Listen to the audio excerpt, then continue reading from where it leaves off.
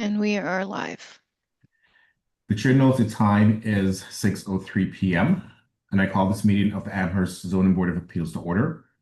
My name is Everett Henry, Chair of the Amherst Zoning Board of Appeals, and wants to welcome everyone to this meeting. We will begin with a roll call of the ZBA members. Mr. Offeld,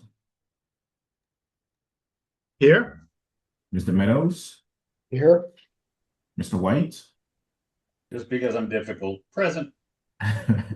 and the chair is present. The chair notes that a quorum is present. A quorum of 3 is permitted to take testimony. Also attending the meeting tonight is Ms. Jacinta Williams, a planner with the town. Pursuant to Chapter 2 of the Acts of 2025, extended through June 30th, 2027, the ability of public bodies to meet in a fully remote or hybrid manner, this meeting will be conducted via remote means. Members of the public who wish to access the meeting may do so via Zoom or by telephone. No in-person attendance of members to the public will be permitted. Every effort will be made to ensure that the public can adequately access the proceedings in real time via technological means. The Zoning Board of Appeals is a quasi-judicial body that operates under the authority of Chapter 40A of the General Laws of the Commonwealth for the purpose of promoting the health, safety, convenience, and general welfare of the inhabitants of the town of Amherst. One of the most important elements of the Amherst zoning bylaw is Section 10.38. Specific findings from this section must be made for all our decisions. Statutorily, for a special permit, the board has 90 days from the close of the hearing to file a decision. No decision is final until the written decision is signed by the sitting board members and is filed in the town clerk's office. Once the decision is filed with the town clerk, there is a 20-day appeal period for an aggrieved party to contest the decision with the relevant judicial body in the Superior Court.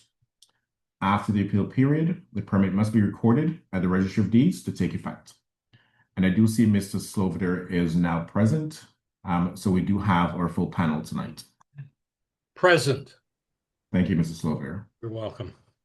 Tonight's agenda, we will have a public hearing on ZBA FY 2026-18, 174 Amity Street, who is requesting a special permit under sections 3.32 and 3.01 to create a 3-unit townhouse from an existing 2-family home in conjunction with an affordable duplex on the same lot. Said properties are located on map parcel 14A-332, General Residence Zoning District. As always, we'll have general discussion, general public comment period, any other business not anticipated within the last 48 hours. And as a matter of clarity, Ms. Williams, I didn't see any minutes for approval tonight. Is that correct? They're not listed on the agenda. I did send them through email. I thought I did. Okay. That's okay if we don't get to them. I was going to say, I didn't have a chance to read them. I didn't think we had them, so we can skip them for tonight. Everyone's okay with that. The panel for tonight's hearing is myself, the vice chair, Mr. Offeld, Mr. White, and Mr. Meadows.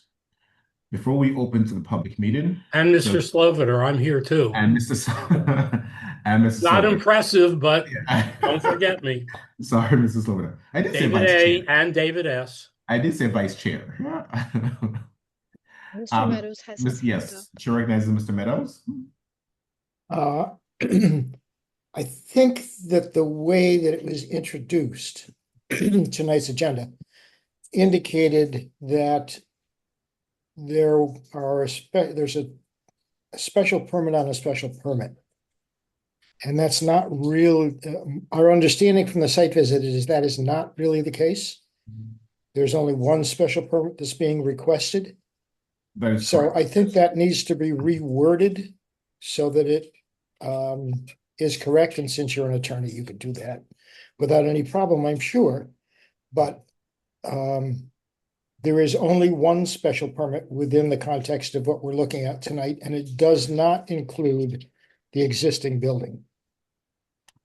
That is correct. And thank you for that point of clarity, Mr. Meadows. When we did visit, we did get clarity from the applicant that they're only requested a special permit under sections 3.32, which is the townhouse section.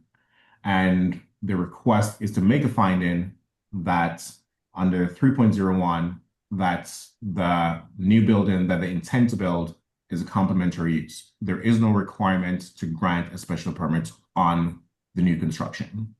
Yeah. Right. Go ahead, Mr. Slovler. Actually, I don't know if Mr. Meadows unintentionally misstated. The special permit is on the existing structure, I believe.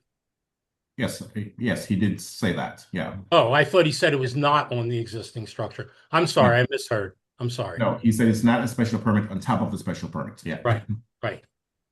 Yeah. Okay. So before we open the public meeting, do we have any more clarifications, or everyone's good, settled? Okay. Does anyone on the panel have anything to declare or disclose? I see no answer in the affirmative. So to that regard, if there are no disclosures or declarations, I will open the public meeting, and I will begin by reading into the record the applicant submissions for consideration. So I do want to note that there are lengthy submissions, and so for the record, I will do this in block, and I will start with the applicant submissions. And we had submissions dated April 10th, April 24th, April 27th, May 28th, May 29th, June 4th, and June 5th. And I would enter all those submissions into the record for this application. Mr. Chair, Go ahead, Ms. Williams. do we want to include the two that were sent today for June 11th? And apologies, and yes, we had 2 submissions for June 11th. From the staff submissions, we have the project application report that was dated June 5th, that was updated for today, June 11th.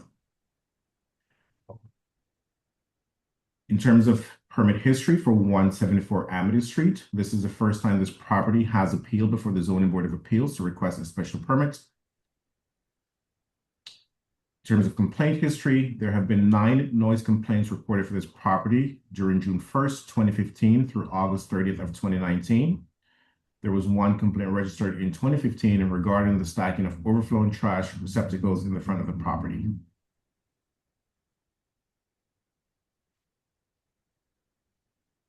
As with any applications before the ZBA, the various departments within the town has the ability to review and provide comments. And as of this hearing, we have comments that were done by the Historical Commission. They've done their due diligence and submitted comments on May 18th, 2026. The Municipal Affordable Trust Housing submitted comments on May 18th of 2026. And I also believe that this application also did their due diligence and went before the Conservation Commission on May 1st, 2026. And it was signed off by Concom with their order of conditions dated May 1st of 2026. At this time, I will invite any, I'm sorry, there were no public comments rather as of May 27th, 2026. On June 9th, there was a site visit that was attended by Mr. Meadows, Mr. Slovler, and myself, along with Ms. Williams. And given that I'll be doing a lot of talking tonight, I would invite Mr. Meadows and Mr. Slovler to report in on the site visit if they wish. Go for it, Craig. I was going to say, you should do that, David. Okay, but we can't arm wrestle on Zoom to see who Oh, loses, no. and we Terrible. have to do it. But you have better hair than I do, so I have more. I'm more and better. I'm happy to at least start, and then Mr. Meadows can join in. Please We do. met and we walked around the property. We had a very, I thought, very helpful discussion with 3 of the principals of the applicant, the architect, and I don't exactly know what positions the other two held, but they were very informative, very forthright. We walked down both sides of the building and saw the property, and everything seems as represented in their application. So I thought that their application is very comprehensive and it reflects the situation there. We did see the property. We saw where the new structure to be built by Habitat for Humanity will go, and that it complements and is consistent on the site with the existing building. And they did point out that the construction that will take place on the existing building will involve demolition of one section and rebuilding on the exact present footprint so that there will be no change in the footprint of the building.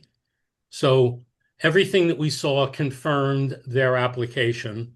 And I think it was a very successful and actually informative visit because it enabled me, and I'm sure Everald and Craig also, to really put a face on what this application is, because it's a little bit complicated, and being on site made a big difference, at least for me.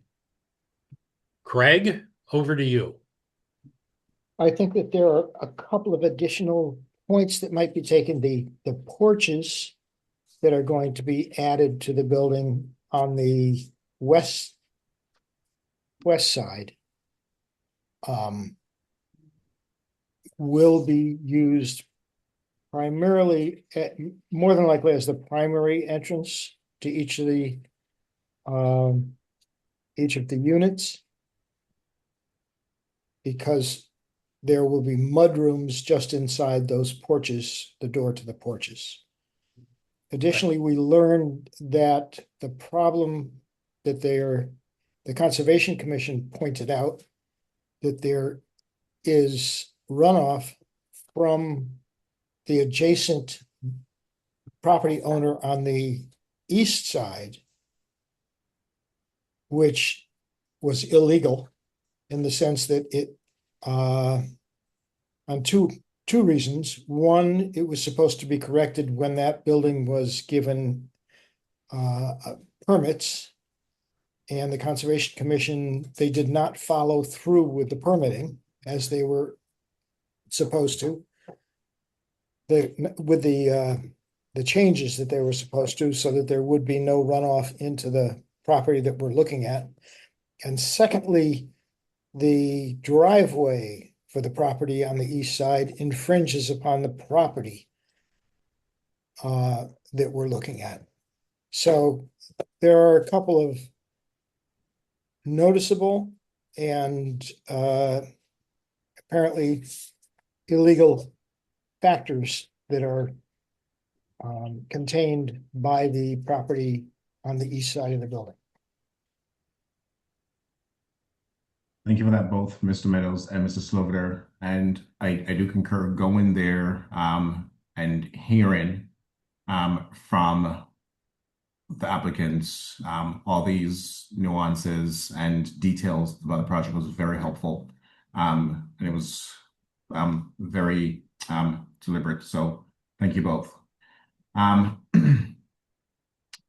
Before we open the public meeting, to invite the applicants, rather, Mr. Meadows, Mr. Sloviter, anything else to add? Are we comfortable to invite the applicants in? I think we're fine. I think Craig and I got it. Okay. All right. Thank you both so much. Ms. Williams, could you invite the applicants from Amherst Community Land Trust in, please?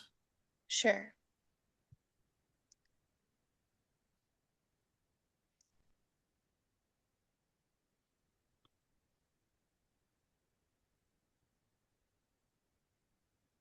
Just as a matter of clarity, while you do that, I have a very minimized video screen, so I think I'm only showing whomever is actively speaking.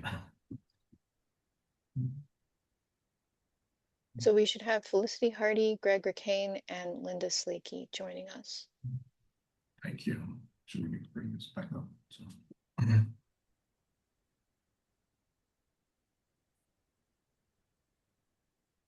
I am going to identify you guys by the name that's on your Zoom. So I do see Linda Slakey, I see Greg Ricane, and I see Felicity. So welcome. This is your opportunity to present to us, explain to the ZBA what it is that you're asking for, and answer any questions that the board might find relevant to help consider your application. I do ask that before you speak, only the first time, just introduce yourself and your location, please. And whomever wants to go first. Good evening, Mr. Chairman. My name is Felicity Hardy. I'm an attorney here in Amherst. My address is 53 Iduna Lane in Amherst. I'm a solo practitioner. The name of my practice is the Felicity Hardy Law Practice. With me tonight is Linda Slakey. Linda is the president of the Amherst Community Land Trust, and although I can't see him in the gallery, I understand Greg Ricane is with us too.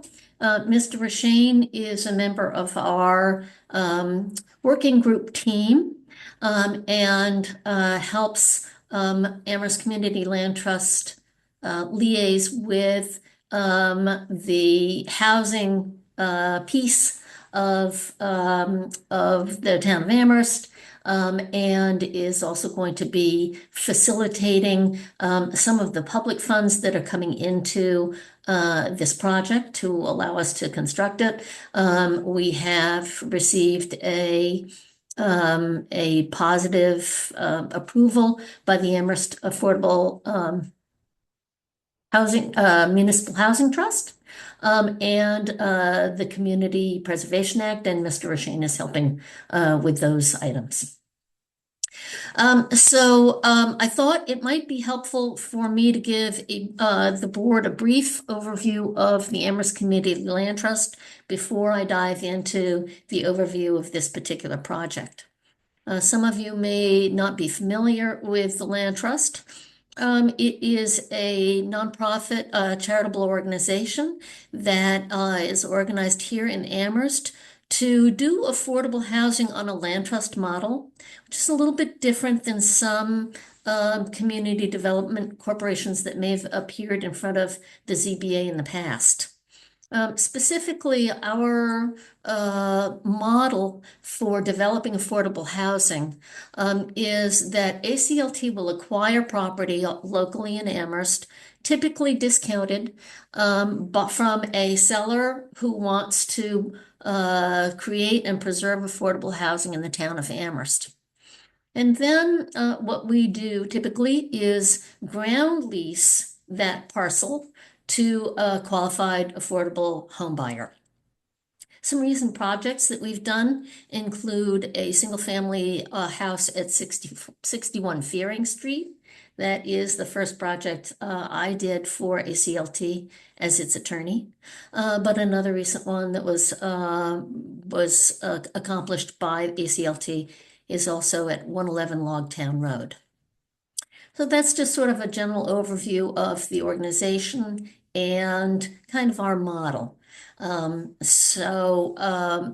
that, having said that, why don't I just speak a little bit to 174 Amity Street. ACLT plans to close on the acquisition of that property with the existing structure. It's owned now by Deborah Gross and her brothers, who inherited the property from their parents.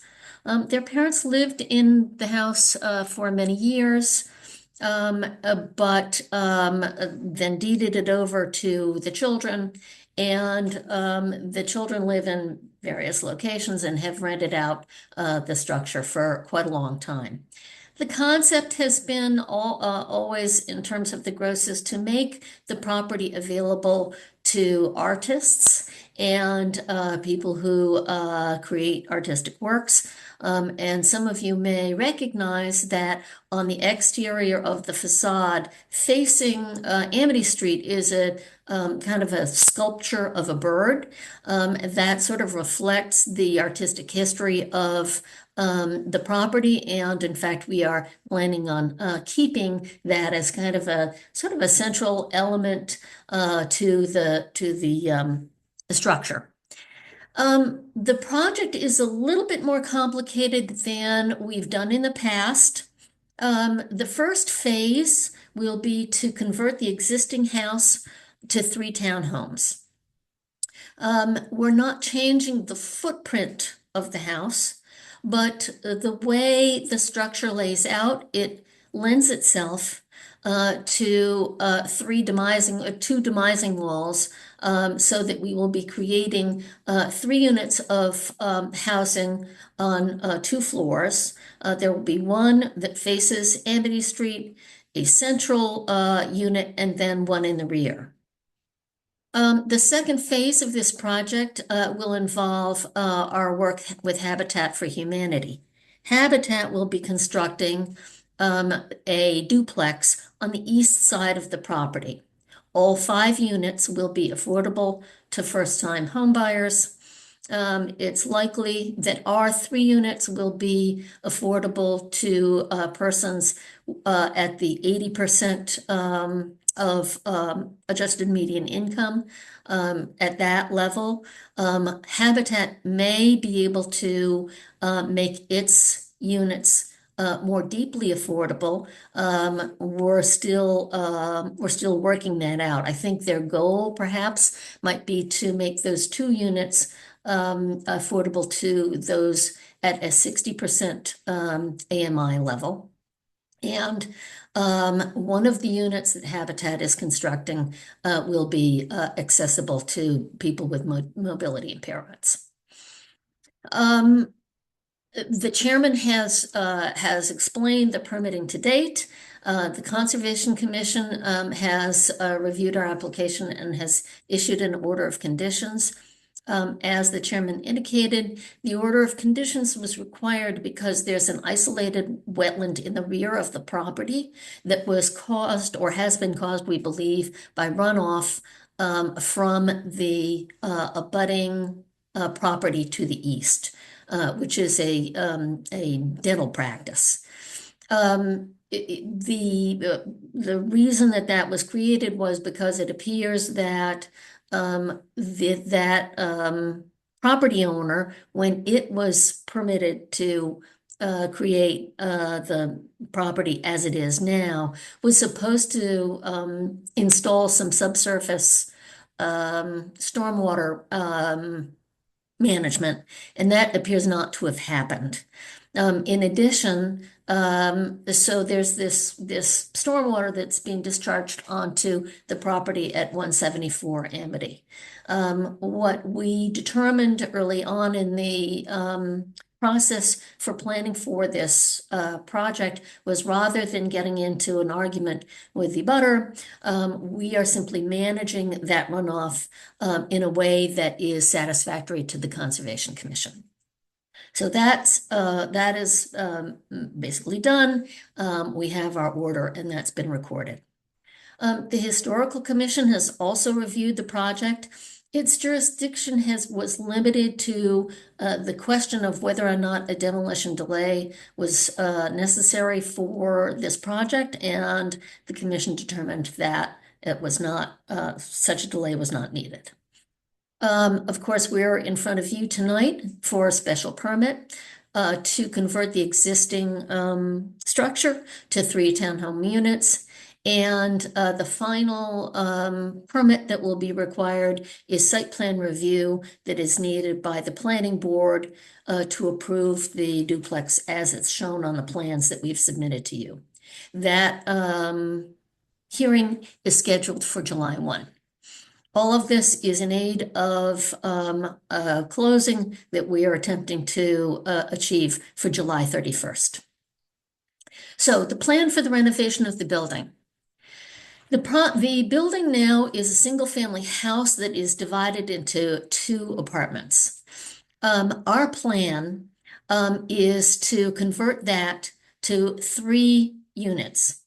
1 3-bedroom unit, which will face Amity Street. A second 4-bedroom unit that will be in the middle of the structure, and then a 3-bedroom unit in the rear. We're also going to be rebuilding a shed that's kind of in the back. There's a lot of junk in the back of the property that obviously will have to be cleaned up and debris dealt with and so forth. But the plan is to rebuild the shed at the back, and that will help us to store maintenance equipment and that sort of thing. We plan, as I said before, to keep the front facade and the roof line basically the same. The parking for the units, for the 3 units that we're talking about this evening, will be on the west, that is to say, the downhill side of the structure. Right now, there are porches on the east side of the building. And we're going to keep those, rebuild some of them, but the idea is to keep those because we anticipate that some of the traffic, if you will, to these houses will be pedestrian traffic. And so we want to encourage pedestrian access to the site. And if people are walking from the center of town towards 174 Amity Street, those the existing porches and access on the east side is kind of a natural way to access the units. But in addition, because the parking is going to be on the west side, we are planning small porches and entries on the west so that people can easily access the units after they've parked. The site is large enough to accommodate all the parking that's needed for all of these units. While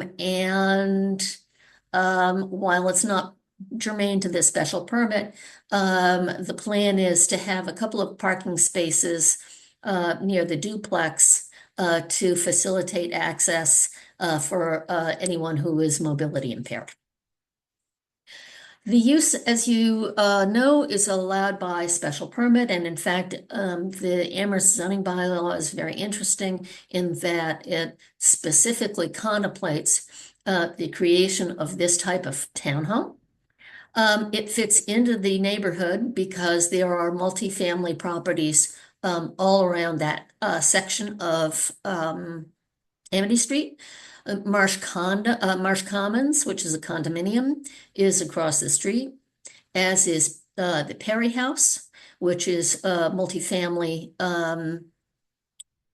structure also across on Amity Street, and there is also a multifamily development on the same side of Amity Street, about 4 houses up. The dimensional requirements are met.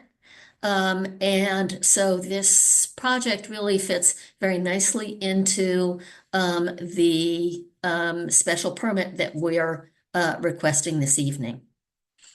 I had prepared a PowerPoint to talk specifically about why we are applying for a special permit as contrasted with a comprehensive permit, because I understand the ZBA has jurisdiction to also issue comprehensive permits. That's not needed in this particular case, and I do have a set of slides that addresses that if the ZBA is interested in hearing about that. Otherwise, I'm just going to make myself available for your questions. Thank you, Ms. Hardy, Attorney Hardy, rather. No, given that it is not a comprehensive permit that's before us, I would say we do not need to go through that PowerPoint. Sounds good. Thank you, Mr. Chairman. Thank you. Ms. Lakey or Mr. Shane, anything? You're both on mute, just in case. I have nothing to add at this point, but I'm happy to answer any questions, both about the land trust model and questions you may have about this particular project. The house has an interesting history, but you don't need to know about that to make your decision. So I'll wait for questions. Thank you. I personally don't have too many questions. I think having met everyone at the site that answered the questions, I read the project application report. I understood what's been asked of us, what's been done, the need that's being fulfilled. But I will, in order on my screen, I will just call some names to see if there are any questions from the panel before we go to any public comments. Mr. Meadows? No, I have no further questions. Thank you. Mrs. Silver? I have no questions of the applicants. I actually, believe it or not, read all 20 pages of the application and felt that it was very detailed, very comprehensive, really very responsible. I thought that everything was answered. So I have no questions to require further clarification. Thank you. Thank you, Mrs. Silver. Mr. Offeld? Yes, I do have a couple of questions. I'm sorry I missed the site visit yesterday and was unable to meet the applicants or those who were there. But I live nearby and I've walked by that parcel probably thousands of times, literally. Okay, so my questions. The applicant is the land trust before us, but the land trust doesn't own the property yet. Expects to own it. So this is more of a procedural question. Is it premature to issue a special permit if the applicant is not yet the owner? I know That's one question. Ms. Hardy wants to respond, but part of the documentation was there are certain timelines and certain things have to be met, conditions be met before I think things are fully turned over to the land trust, I believe. But the special permit would be tied to the property, not necessarily the owner of the property, but I think Ms. Hardy can better answer that question in terms of ownership for us. Thank you, Mr. Chairman. Yes, getting the special permit and the other permits that we need for this project is a condition for our closing on the property. So when we applied for the special permit, Deborah Gross, who's the current owner of the property, joined in the application with us. We have to have the permits before we can close, because obviously if we can't get the permits, then we can't do the project. Okay. And then the other question had to do with the land trust model. And as I understand it, you'll be selling condominium units, but the land trust continues to own the land that the units sit on. Is that correct? This is such a great trick question. So I was hoping somebody would ask me this question. Yes. Okay. Okay. So so what will happen at closing is we're going to acquire the property from the Grosses, and then the land trust will immediately ground lease the property with various affordability restrictions, and also with an explanation about the development of the property to a subsidiary that is completely controlled by the land trust. I'm going to create a nonprofit subsidiary, okay, so that we maintain the ground lease model, and so that we can maintain Amherst Community Land Trust ownership of the real estate. The two entities, because they're kind of alter egos of each other, will move ahead to do the construction and to develop the units. And then when the 3 townhomes are complete, they will be the land and the units will be submitted to the condominium statute. That's what it's called. When you make a condominium, when lawyers talk about condominiums, they're talking about creating a condo. It's submitting the property to the condominium statute. We want to get families housed in those first 3 units as quickly as possible. But the habitat structure won't be ready by the time we're ready. So the plan is to submit the land and the existing structure to the condominium statute is the first phase, sell those 3 units to an affordable homeowners with families, because they're multi-bedroom units. And then Habitat will do its phase, its duplex. We'll amend the condominium and we'll submit those 2 duplexes to the condominium statute, and then we'll be done. Okay, thank you. That's great. So for purposes of conditions that we might impose and making sure those conditions are met, it is the land trust that is responsible for that. Is that right? Right. When I was reviewing the conditions that Ms. Williams had and staff had sort of put together, one of the things that I was looking for was to make sure that that ACLT could assign the rights and obligations to this subsidiary that will be the developer. So it looks like we can do that. We will be, of course, recording the special permit. So the conditions, then as soon as they're recorded, then whoever is involved with the property, whether it's us or the subsidiary or Habitat, will have to abide by the conditions in the special permit.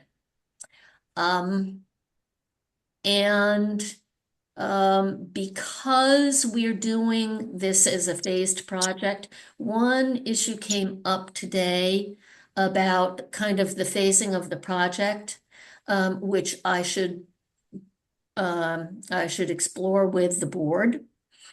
One of the things that that our site team realized is that there are some portions of the site work that are required by the Conservation Commission that'll have to be done kind of later in the process, because we don't want to put in like detention basins and so forth, underground structures, that sort of thing, on the east side of the project before Habitat has excavated its foundation.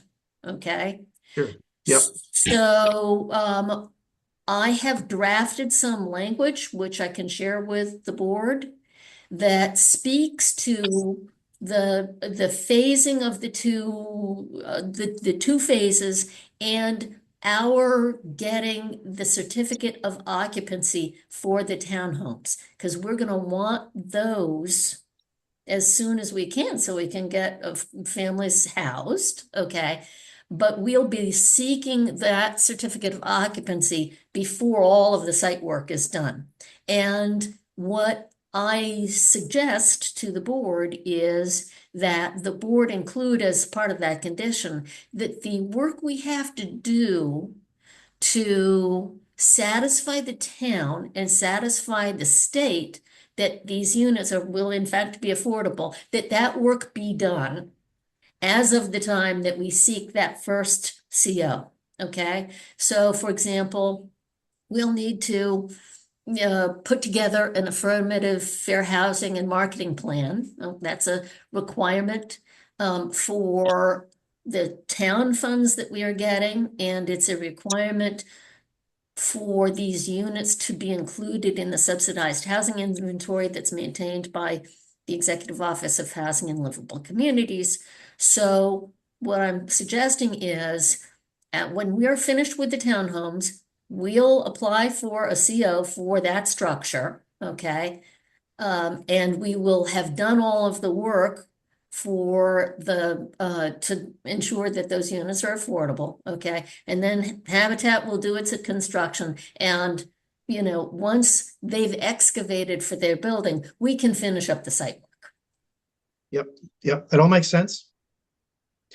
That's a great answer.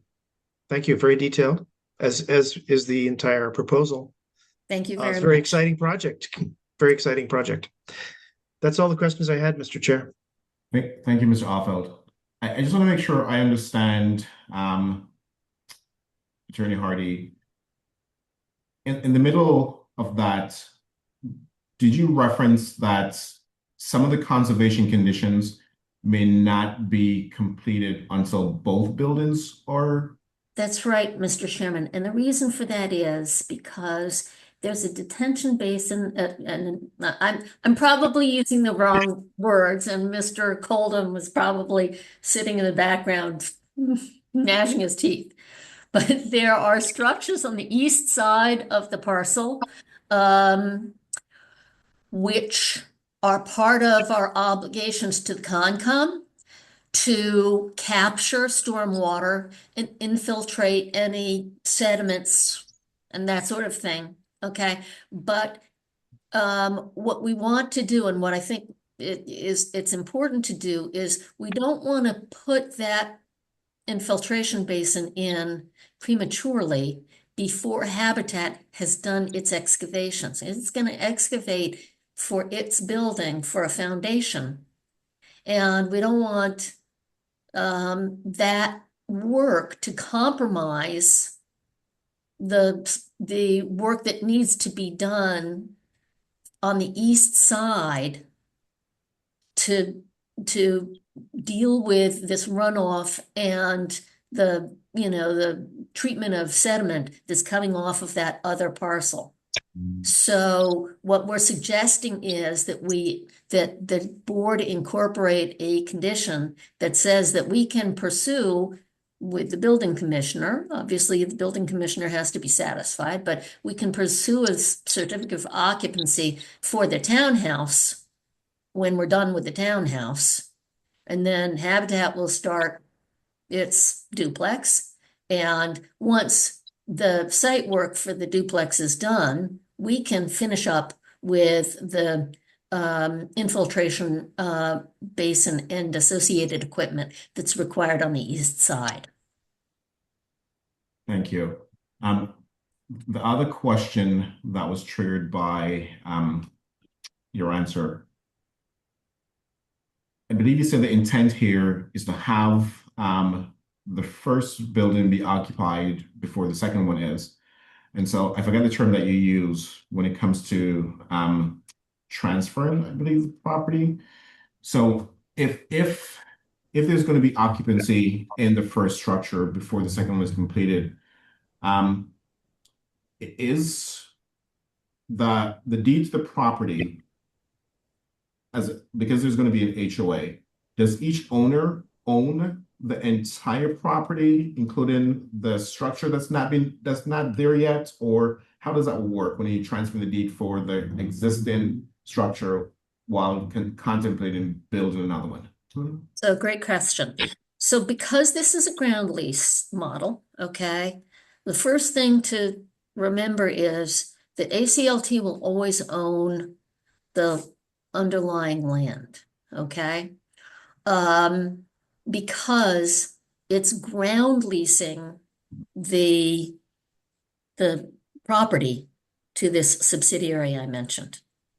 When we form the condominium, we'll create it's called a master deed, but the subsidiary can only make into a condominium what it has, okay? Which is it's going to be the ground lessee of this ground lease, okay? So it's going to submit that interest to the condominium statute, which actually the condominium statute contemplates that you can have a ground lease condominium.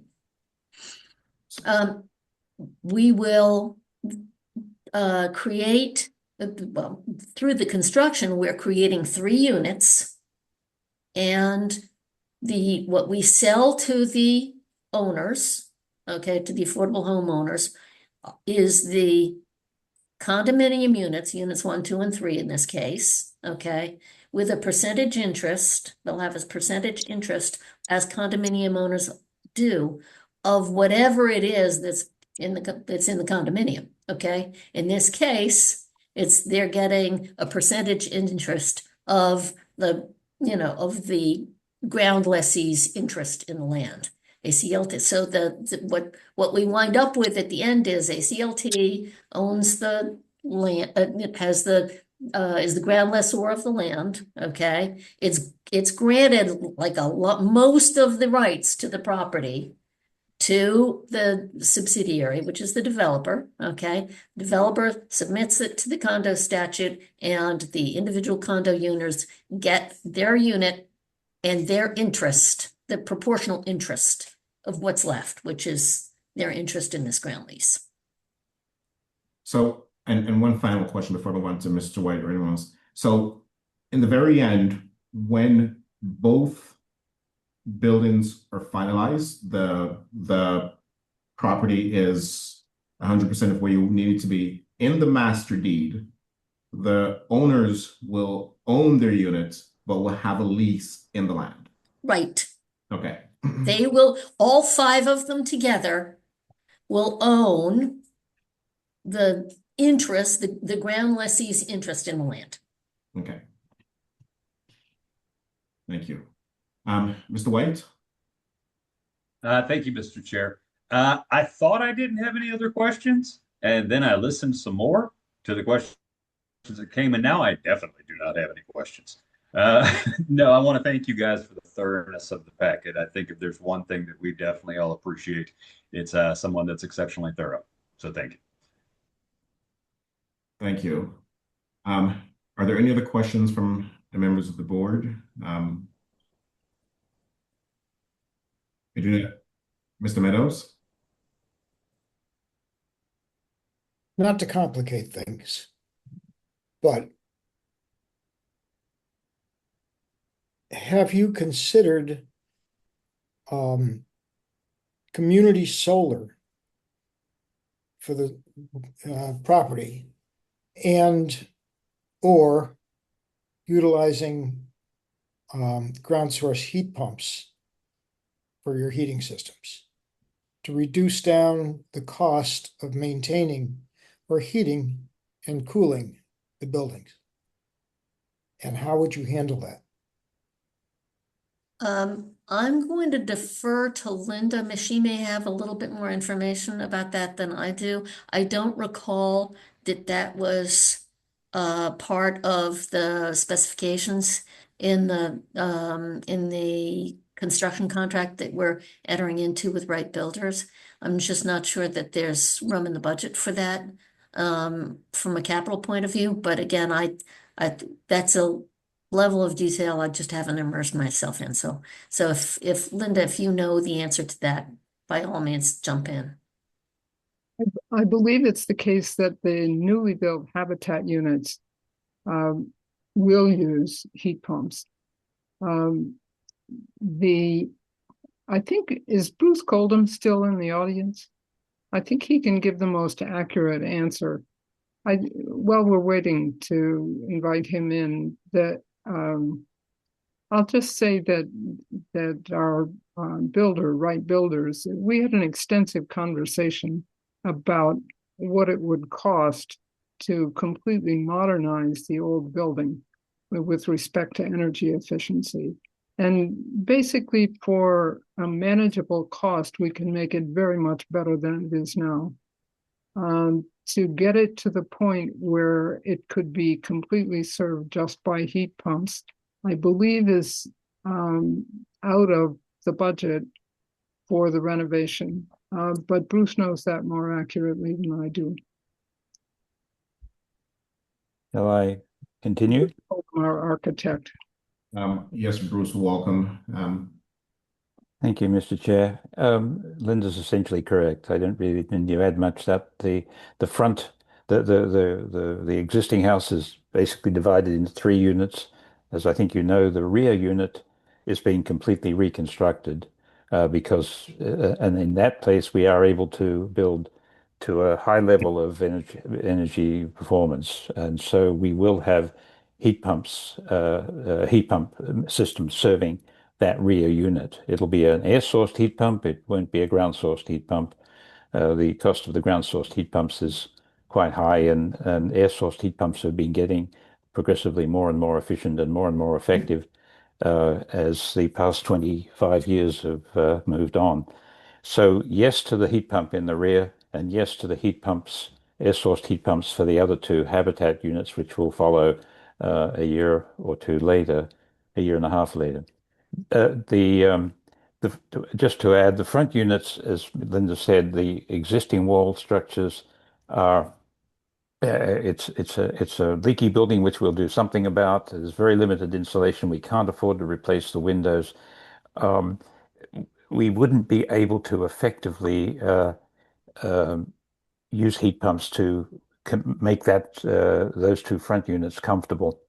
Added to which, there's already a gas service there, two gas services. We are also dealing with potentially some difficulties related to the Eversource and whether we may have to be driven in some ways to a pad-mounted transformer. We want to avoid that because that would put a year or two delay in the project because of the unavailability of these things. So generally speaking, the forces that are around us on this project are driving us to have gas to replace the gas heating systems in the front two units, but the other three units will all have air source heat pumps.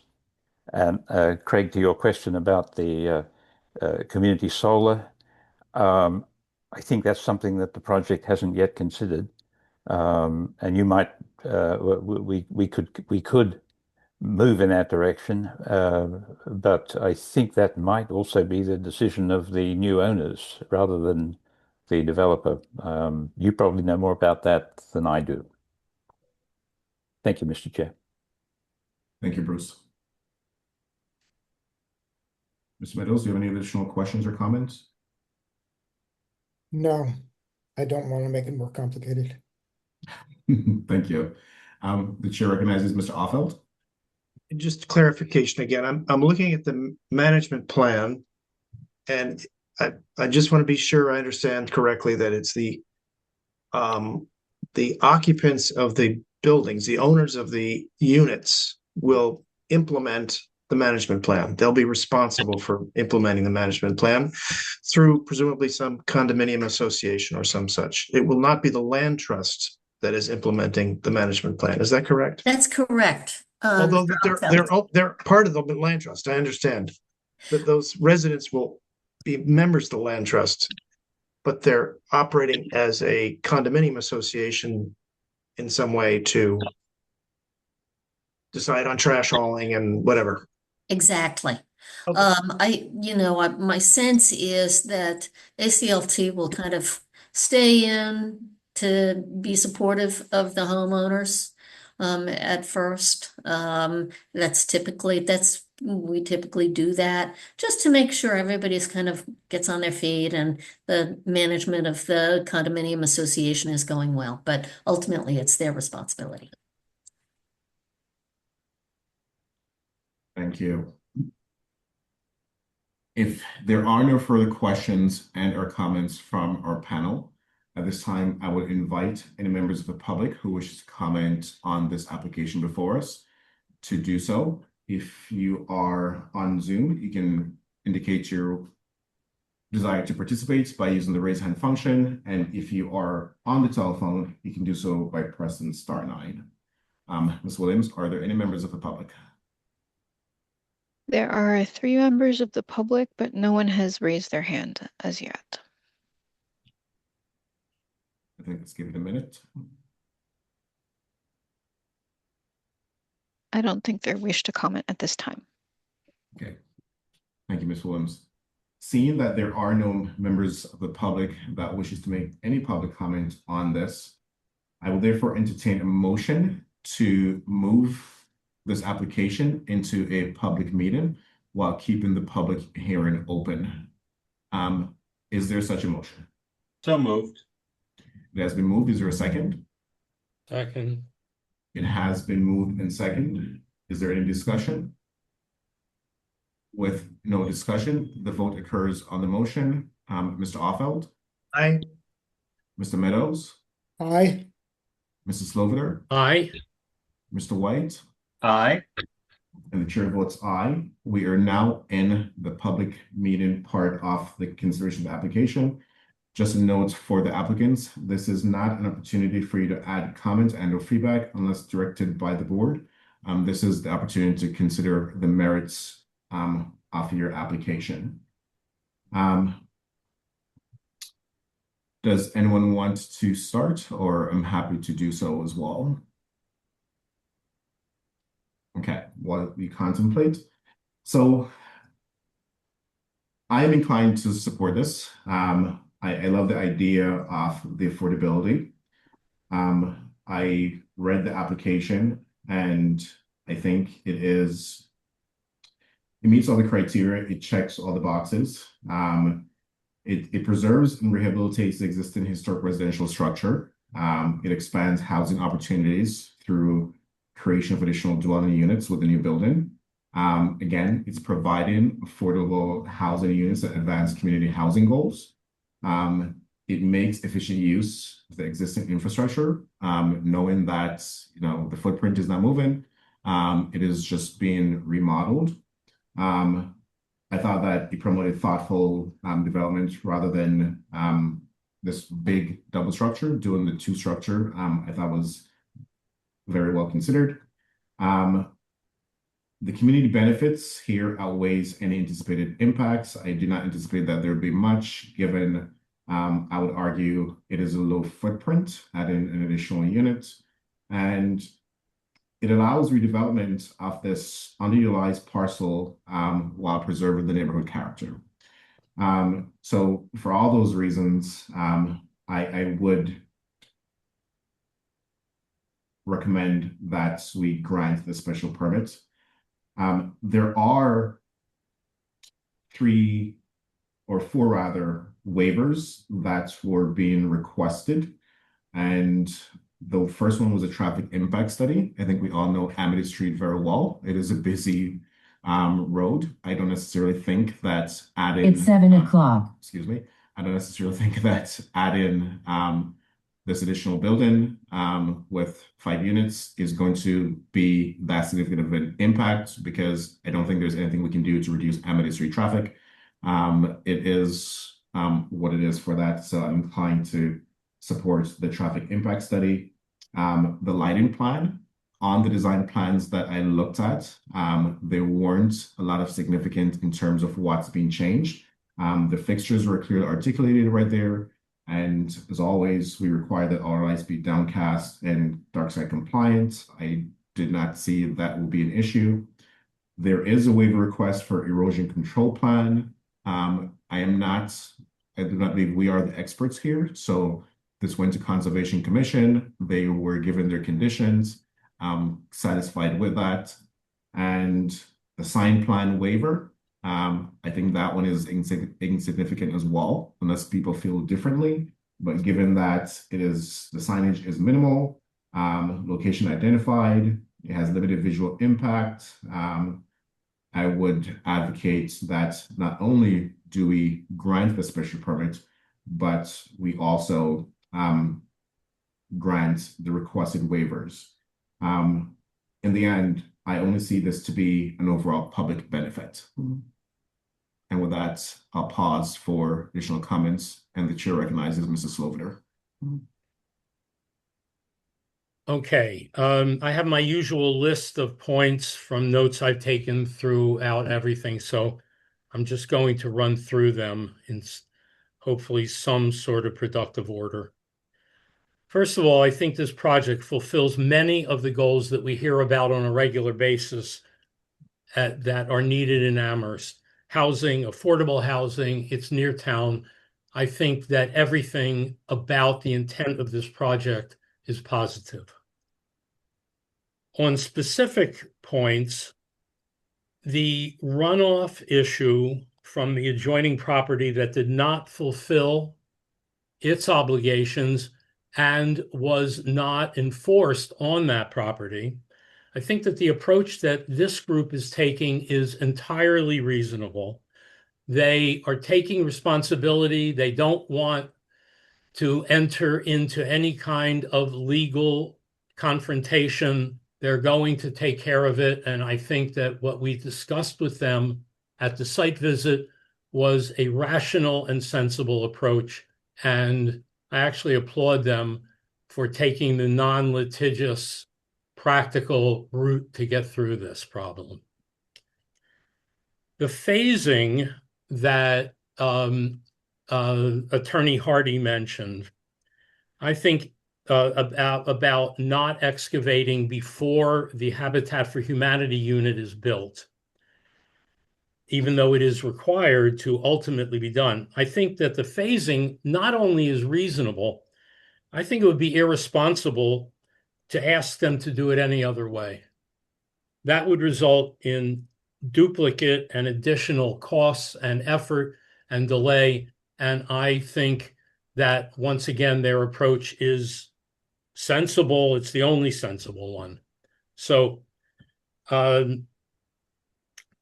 also think that they have answered every concern raised about energy, including addressing the age of the existing building and other factors that they have to deal with. So I think that all of their answers have been very reasonable. Air supplied heat pumps. I have one at my house.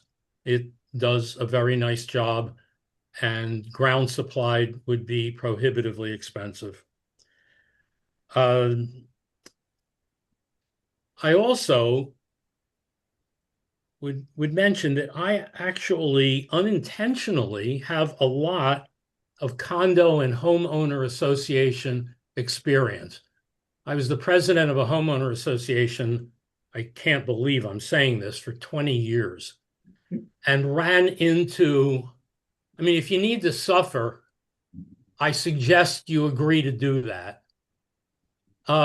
Every answer they have given us is completely reasonable and consistent with everything I ever had to deal with. So once again, I commend them on their approach, which is really the last comment I have. I think that everything I heard at the site visit and tonight is reasonable. I am supportive of this application.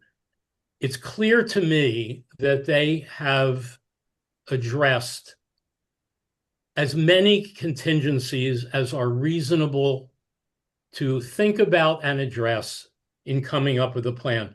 No doubt they'll run into something else, and I am confident from what they've shown us so far that they will approach whatever comes up with the same rational thinking.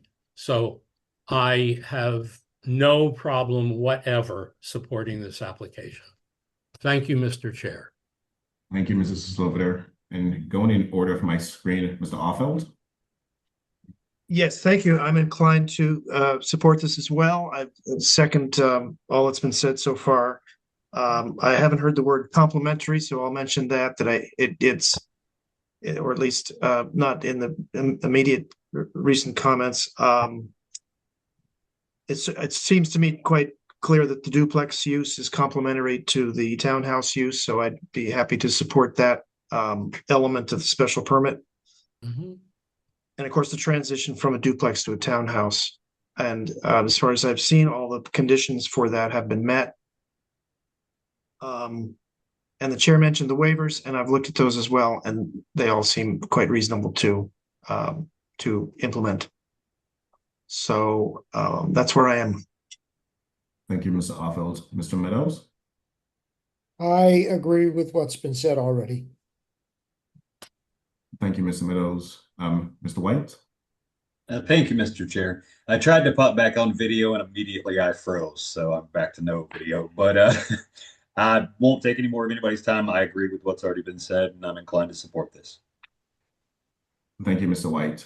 And thank you, Mr. Offeld, for raising the issue of the complementary use. I do agree that it is complementary under 3.01. It is consistent residential character. The integrated site design, we were able to see what they would look like when they're completed. It is advancement of affordable housing goals. The scale of the existing structure is compatible with what's being asked to be developed. And under 3.32, I would argue that it preserves the existing neighborhood character. It is appropriate residential use. As I said earlier, it is efficient use of existing infrastructure, and there is no substantial detriment to the neighborhood. And I know we have to make those findings. So those would be my arguments for 3.32 and 3.01. So thank you to everyone. Given that there are no further discussions, we now have to make findings. Ms. Williams, let us go through our findings. And I do believe that there were two that were noted as not applicable in what we have to review. I think that was 10.384 and 10.390. And as always, with the board's permission, I will skip those. So I think we are starting with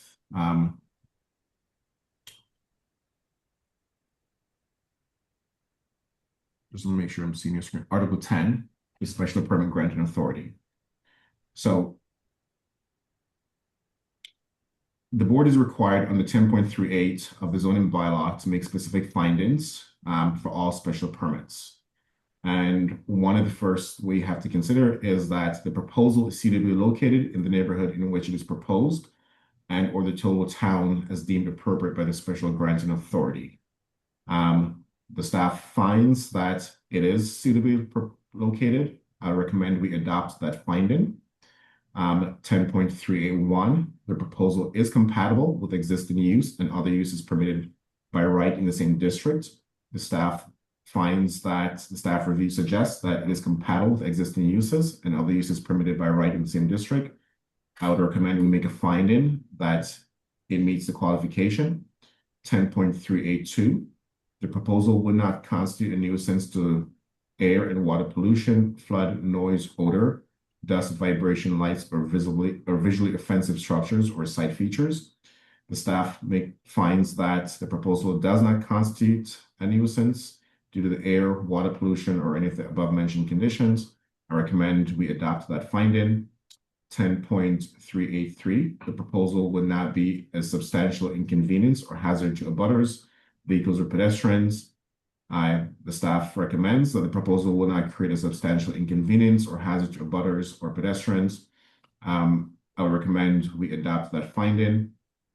10.385, the proposal reasonably protects the adjoining premises against detrimental or offensive uses on the site, including air and water pollution, flood, noise, odor, dust, vibration, lights, or visually offensive structures or site features. The proposal does not show any signs of detrimental or offensive uses on the site. The applicant seeks to provide much needed affordable housing in close proximity to the downtown Amherst corridor without encroaching on protected farmland or wetlands. I make a recommendation that we adopt that finding. 10.386, the proposal ensures that it is in conformance with the parking and sign regulations under Articles 7 and 8 respectively of the bylaw. The staff review says the proposal is in compliance with the town's parking regulations, and per the applicant's management plan, a total of 10 9x8 parking spaces are proposed, which meets the requirement for 2 parking spaces per dwelling unit with 1 space dedicated to accessible parking. I make a recommendation that we adopt said finding. 10.387, the proposal provides convenient and safe vehicular and pedestrian movements within the site and in relation to the adjacent streets, property, or improvements. If the special permit granting authority deems the proposal likely to have a significantly adverse impact on traffic patterns, it shall be permitted to require a traffic impact report, and the proposal shall comply with section 11.2437 of this bylaw. Based on information presented in 174 application site plan, the proposal provides for adequate, convenient, and safe vehicular and pedestrian movements within the site and in relation to the adjacent streets, property, or improvements. I make a recommendation that we adopt said findings.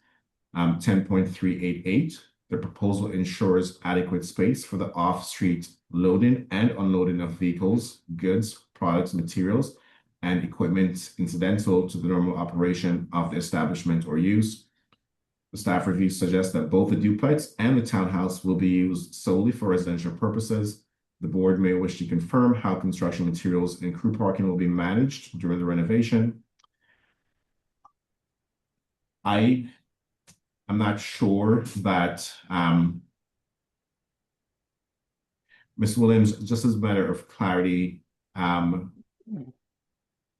isn't there a project manager that has to report to town as to construction? Isn't there guidelines that the town sets for construction projects and that is monitored by town? Yeah, that will be monitored through building inspections and through the building commissioner. Okay. So I'm not 100% sure that You want to just take this out? yes. Okay. Is everyone comfortable with that? Okay, thank you. 10.389. The proposal provides adequate methods of disposal and or storage for sewage, refuse, recyclables, and other waste resulting from the uses permitted or permissible on the site, and methods of drainage for surface water. There is a management plan that is submitted that addresses this. I make a recommendation that we adopt that finding. 10.390, this has to do with conservation. The applicants went through the Conservation Commission and they were issued the approval with their conditions. So I will skip to 10.390. 10.391, the proposal protects, for the extent feasible, unique or important natural, historic, or scenic features. Staff notes that while the house is registered as a historically significant property, the proposed changes, the majority of which are taking place on the interior of the 1830s Victorian, are in keeping with the design standards and character of the surrounding area under Section 3.2041 Design Review Standards and Section 3.2040 General Principles of the Design Review Principles and Standards. Exterior changes to the structure include the addition of 3 new porches to provide access to each unit, the reconstruction of the rear barn portion of the building, the addition of a new shed, and restoration of exterior walls where windows have been removed. New asphalt, shingle roofing, and new windows will be installed to match the original roof material and original windows. I make a recommendation that we adopt said finding. And I think we also heard testimony tonight as well that not much is going to be changing on the exterior with the exception of what's mentioned here, especially the windows are not changing. I do not believe anything was mentioned about the siding. So yes, I would agree that it does retain its history. 10.392. The proposal provides adequate landscaping, including the screening of adjacent residential uses, provision of street trees, landscape islands in the parking lot, and a landscape buffer along the street frontage. When a non-residential use adjoins a residential district, an uninterrupted vegetative buffer shall, to the extent feasible, be established and maintained between buildings associated with uses under this section and the nearest residential property boundaries. Where natural, undisturbed vegetation already exists on site prior to the site preparation and clearing, the majority of that vegetation may be retained and included in part of the buffer, along with the addition of such new plantings, selective removals, and other management of site plans as are determined to be necessary to maintain an effective year-round visual screen. And that is under section 11.3. Per the applicant's management plan, there's landscape maintenance and there is tree care. I would make a recommendation that we adopt that finding as appropriate. 10.393. The proposal provides protection of adjacent properties by minimizing the intrusion of lighting, including parking lots and exterior lighting through uses of cutoff luminaries, light shields, lowered height of light poles, screening, or similar solutions. Except for architectural and interior light designs, all exterior site lighting shall be downcast and shall be directed or shielded to eliminate light trespass onto any street or abutting property and to eliminate direct or reflected glare perceptible to persons on any street or abutting property and sufficient to reduce a viewer's ability to see. All site lighting, including architectural, sign, and parking lot signage, shall be kept extinguished outside of those businesses' hours established under an approved site management plan, except for lighting determined to be necessary for site security and the safety of employees and visitors. Staff recommended that the applicant's management plan states one downcast exterior lighting fixture will be attached to the exterior western wall above the porch steps for each of the 3 dwelling units. Additionally, there will be lighting fixtures mounted on the ceiling of each of the porches that will provide spill-out lighting. I make a recommendation that we adopt that this meets the provision of 10.393. 10.394. The proposal avoids, to the extent feasible, impact on steep slopes, floodplains, scenic views, grade changes, and wetlands. Again, this went before the Conservation Commission, and they were approved with conditions. I make a recommendation that we adopt the findings based on that action. 10.395. The proposal does not create disharmony with respect to the terrain and to the use, scale, and architecture of existing buildings in the vicinity, which have functional or visual relationship thereto. I would make a recommendation that we adopt the finding made by town staff, the design plans that we looked at, the structures that are going to be, the new structure rather, that is going to be erected is consistent with what's already there.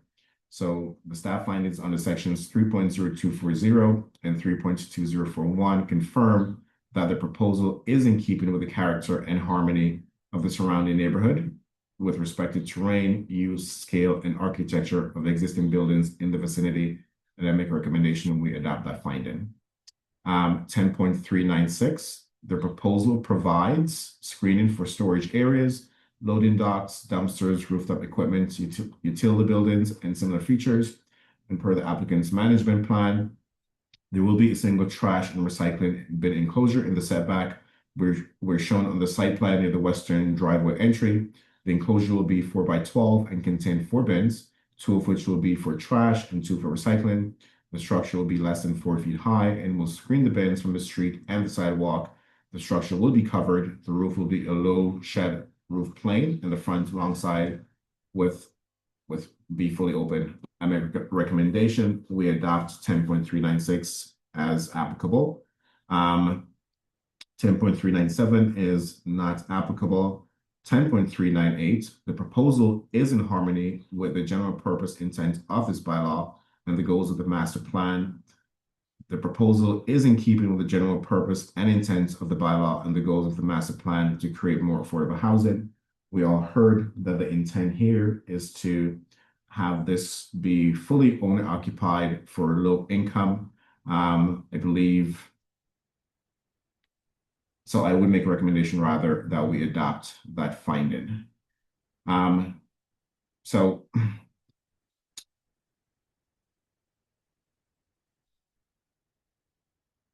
does anyone have any comment on the findings? Would like to add anything or make any additional recommendations? Mr. Offeld? Mr. Chair. On 10.391, there was mention of windows and then a little quick conversation. I'm not sure I caught it, but I think I heard Mr. Goldham say that there would not be windows changed, new windows, that is? That is correct. I did hear that as well. Okay, so do we need to correct that in the, or maybe you already did. I'm sorry if I missed that. While the house is registered as a historically significant property, the proposed changes, the majority of which are taking place on the interior of the 1830s Victorian, are in keeping with the design standards and character of the surrounding area. Exterior changes to the structure include the addition of 3 new porches to provide access to each unit, the barn, new shed, exterior walls where windows have been removed. So I think, Mr. Offeld, there may need to be repairs to some windows, but for the general structure itself, the intent is not to install new windows, is my understanding. But if they are installed, they will be similar to original windows, I guess, architecturally similar. Yes. Okay, that's fine. Then I think the language is fine as it is. Okay, thank you. Thank you. Any other members of the board have any comments on the findings? I see no. Attorney Hardy has her hand up. I do, and I do see that rather. If the board is okay, we can hear from Attorney Hardy. I see no response in the negative. So, Attorney Hardy. Mr. Chairman, I just had a question about the ZBA findings that are identified as starting at section 3.0. This is the first time I'm in front of your board, but it looked to me from the staff report that there are findings that are required starting on page 8. So finding under section 3.01 and so forth. Unless I missed something, it seemed like you had started on the section 10 findings, but I'm just wondering, do you also need to adopt findings for section 3? Thank you. Thank you. You are correct. I deliberately started in 10.38, but one of the requests here is to make a finding that the proposed conversion of the existing Victorian residence into a 3-unit townhouse complies with the intent and requirements of section 3.322. And 3.01 is that it's complementary. So yes, I would have gotten to those, but the 10s are the general findings that we typically have to make. These are special findings for this one. Okay, right. So given that this has been raised, so we can look at also 3.01, that the development or operation of a single lot or more than one dwelling or more than one of the principal uses described in section 3.3 is expressly prohibited except where the principal uses are clearly complementary to each other or were otherwise provided by this bylaw. And I think we've had discussions and we raised concerns that it was complementary, appreciating the town finds that the two principal uses are complementary to each other and do not create any detrimental impacts to the surrounding properties for the following reasons. Both buildings meet all 3 requisites for a townhouse. They are located in an area close to heavily traveled streets. They are within walking distance to the main corridor of downtown Amherst and are located in the area that is already developed and being used for multifamily housing. With an actual lot area of 28,127 square feet, the total lot area for the building footprint of the 2 building, I do not believe we have that just yet, but I think it's less than that. As a result, the town finds the proposal to be a perfect example of infill development, which focuses on utilizing vacant or underused urban land to increase housing density while preserving existing neighborhood character. And I think I had also added that I think it is consistent with the residential character. The duplex is designed as part of a coordinated residential development on the parcel. There is shared site access, parking, landscaping, and utility infrastructure that demonstrate the uses function together as a unified development. And that's part of my argument why it's complementary. In terms of advancement of affordable housing goals, the affordable duplex directly supports what the town is trying to do. And the creation of affordable housing opportunities is a significant public benefit recognized by the town of Amherst and by extension, the bylaws. So I would argue again that it is compatible in scale and intensity, and the duplex is subordinate to and compatible with the overall residential character of the site as well as the neighborhood as a whole. So I would recommend we adopt the finding to say that it meets the requirements of section 3.01. In terms of use classification and standards, the conversion 3.322 townhouse. Each building shall be separated from another such building by a minimum of 20 feet and have no more than 10 dwelling units. And staff finds that the clearance between the two proposed building exteriors, duplex and townhouse, measures 25.8 feet. The conversion of the 7-bedroom, two-family Victorian to a 2-story separated owner-occupied dwelling units with the following configuration. 3 units, one has 2 bedrooms, one has 4 bedrooms, and the other has 3 bedrooms. The building is going to be connected with a public sewer system prior to the occupancy, and its lot, if in a residence district, shall fall within one of the following areas: close to heavily traveled streets, areas close to businesses, commercial and educational district, and areas already developed by multifamily use. Staff wrote that with regard to the above listed requirements, the proposed townhouse and duplex are located on Amity Street, approximately 400 yards from the center of town. All 5 affordable units are a 4-minute walk from Amherst Cinema and Amherst Coffee, 10 minutes from the Amherst Town Common, home of the Amherst Farmers Market, and approximately 11 minutes to 6 different bus stops connecting residents to the PVTA, Peter Pan. Residents are minutes away from hotspots like Murphy's Tavern, The Drake, Go-Berry Cream, Fresh Sight, CVS, and Antonio's Pizza. And a survey of the surrounding area revealed that 20 parcels within a 500 feet radius of 174 Amity Street are currently multifamily properties, meaning there's a mixture of 2 families, 3 families, apartments, 4-day community, apartment 8+ residential, and a map was provided.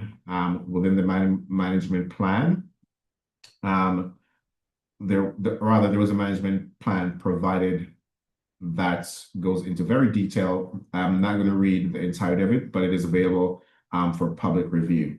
So under the 3-unit townhouse conversion, I would recommend we adopt the finding that it does meet the criteria under section 3.32. Again, it is a preservation of the existing neighborhood character. The map survey showing the different types of residential property that's there is evidence of that. It is appropriate residential use. It is efficient use of an existing structure. It creates housing diversity that already exists there.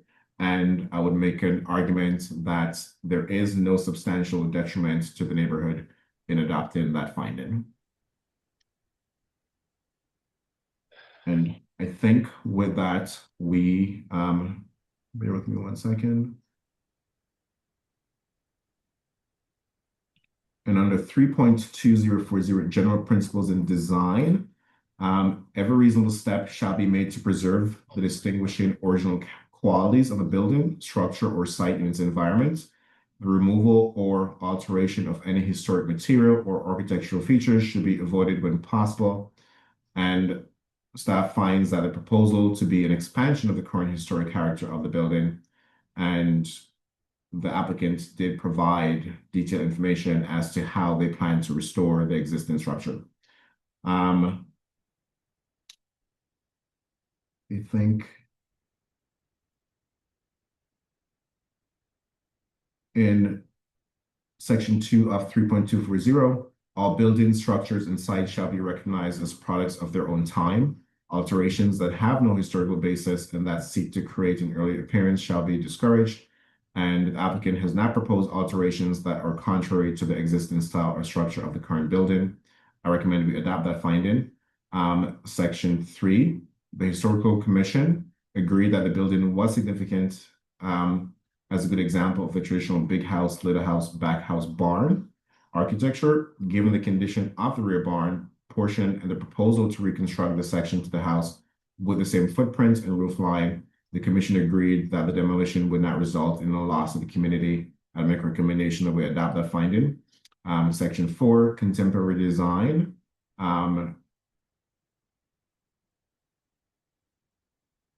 I would defer to item 3 above. And in terms of number 5, The proposal improves the quality, appearance, and functionality of the existing 1830s historical structure, and the proposed adjacent duplex also is in keeping with the character and style of the original Victorian home.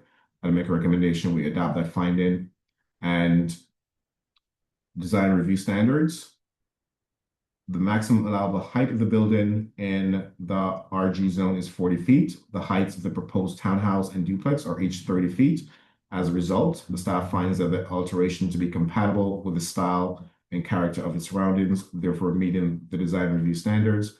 I would make a recommendation we adopt the finding. In terms of proportion, the staff finds that the proportions and relationships of height to width between windows, signs, and other architectural elements to be compatible with architectural style and character of the surrounding based on the information provided. I would make a recommendation that we adopt that finding. And in terms of relation to the structures and spaces, the relation of a structure to the open space between it and adjoining structures should be compatible with such relations in the surroundings. The staff finds relation of the townhouse to the open space between it and adjacent structures, namely the duplex, to be compatible with such relations in the surroundings based on the information provided on the site plan. I would make a recommendation we adopt the finding. In terms of shape and landscape, I'd make a recommendation that we adopt the findings made by town staff. In terms of scale and directional expression, I would make a recommendation we adopt the findings of town staff. In terms of architectural site details and signs, I would make a recommendation that we adopt the findings of town staff. And I think with that, we have gone through all the required findings that we need to make. Are there any comments and or questions on the findings? I do not see any hands in the affirmative. Seeing that there are no further discussions regarding the findings, I would entertain a motion that we approve the findings. Is there such a motion? So moved. It has been moved. Is there a second? Second. It has been moved in second. Is there any discussion? Are we voting on all of the findings that we have looked at this evening? Not Yes. just one group, right? All the findings, yes. Okay, good. Thank you. Okay, thank you, Mrs. With no further discussion, the vote occurs on the motion. Mr. Offeld, Aye. Mr. Meadows, Aye. Mr. Slovler, Aye. Mr. White, Aye. and the chair votes aye. The vote is 5-0 to adopt the findings. Now that we have adopted our findings, we now move on to our conditions.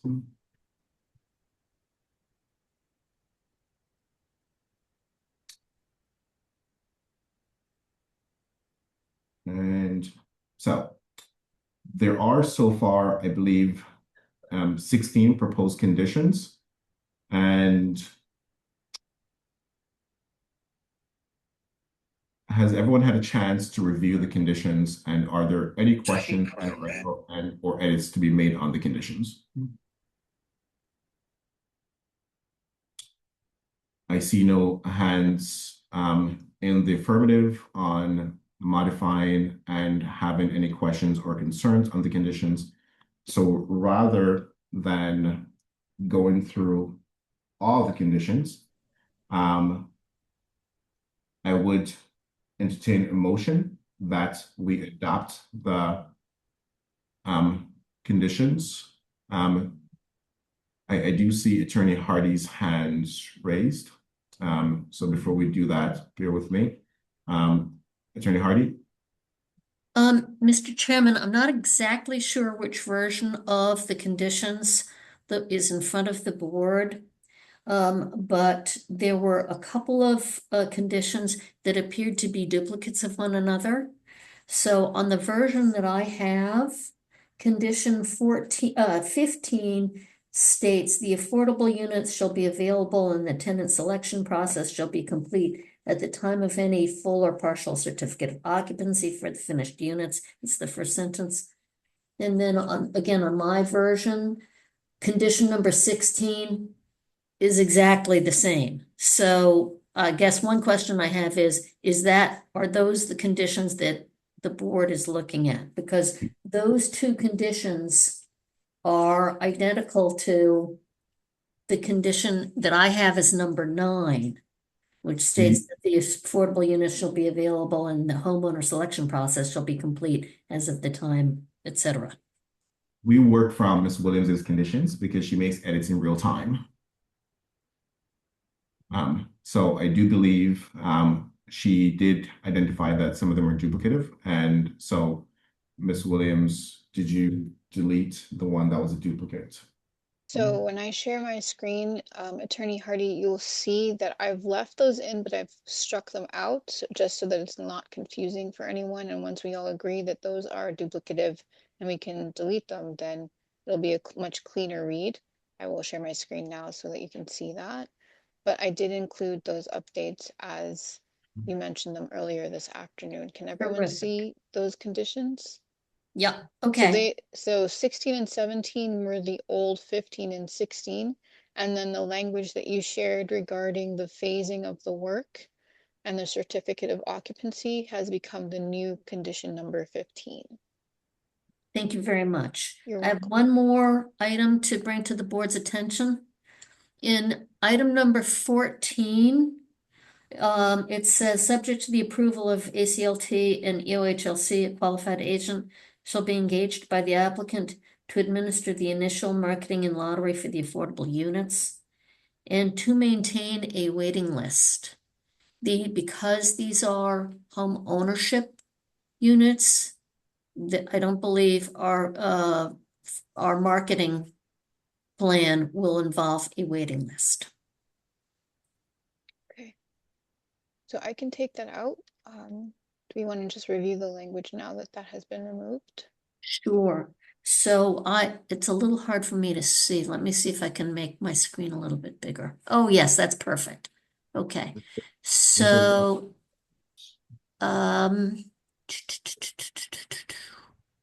There's still a reference to rentals, Yes, Yeah. that should be taken out. which should be removed.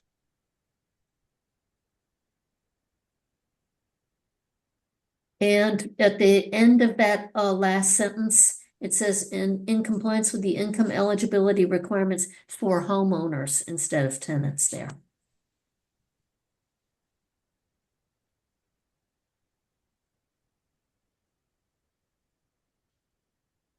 Ms. Williams, just so we can see the clean version, do you have the ability to delete the ones that we are striking so we can just only see what we're leaving in? Yes, I can do that right now.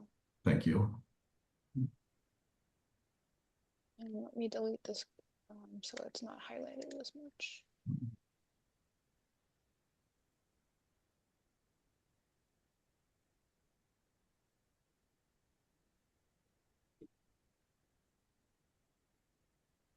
So we just cleaned up condition number 14. Mhm. Just want to make sure everyone is okay with all the other conditions as they appear.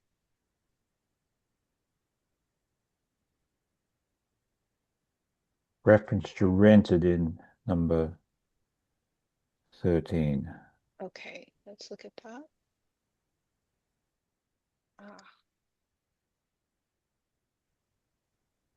Sold. Should we say sold? Sure.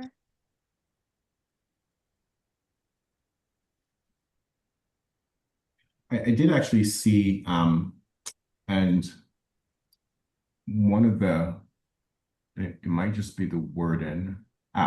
Number 9, the affordable units shall be occupied at all times only by qualifying homeowners in accordance with regulatory agreement. Number 9. Yeah, I do not like the sentence because occupied is not the same thing. It's the last sentence, the last complete sentence. Okay, thank you. Occupied is not the same thing as owning because, if you have family there, it's been occupied. Okay, so yes, that's better. I think I may have seen it elsewhere as well. I think maybe further up. I see something. Hold on. Yes.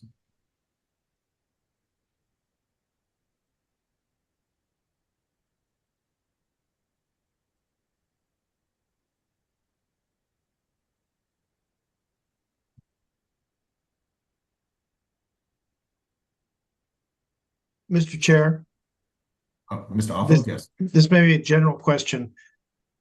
Is I assume it's precluded that someone would buy a unit and then subsequently rent it. Yes, it's owner occupied only. And I think those conditions are part of the qualifications to buy the home. Okay, thank you.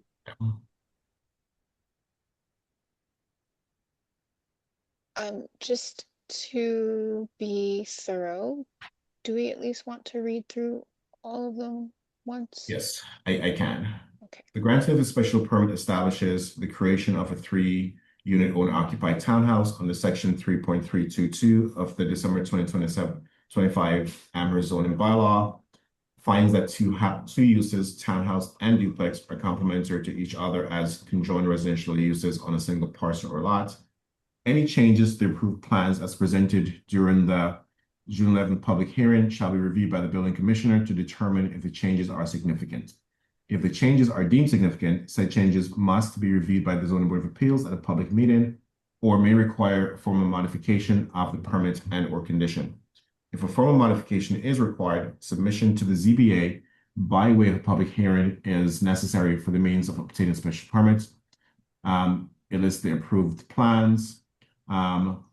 All state and federal fire safety and health codes shall be met, including local. All exterior lighting shall be dark sky compliant and downcast in accordance with the December 2025 Amherst zoning bylaw. The townhouse and duplex units shall be permanently affordable in compliance with the definition of affordability under Article 12 of the Amherst zoning bylaw.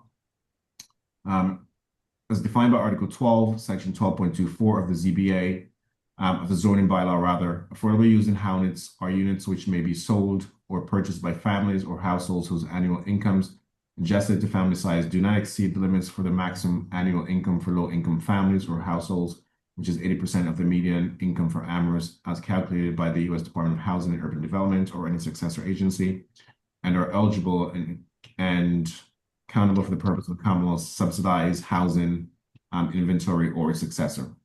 Prior to the issuance of a certificate of occupancy, the applicant shall present to the ZBA at a public meeting the following information regarding the affordable units. The approval, and application and affirmative fair housing market residential section plan. May I ask,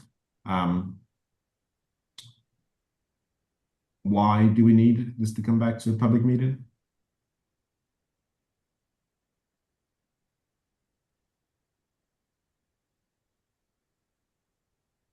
Because wouldn't the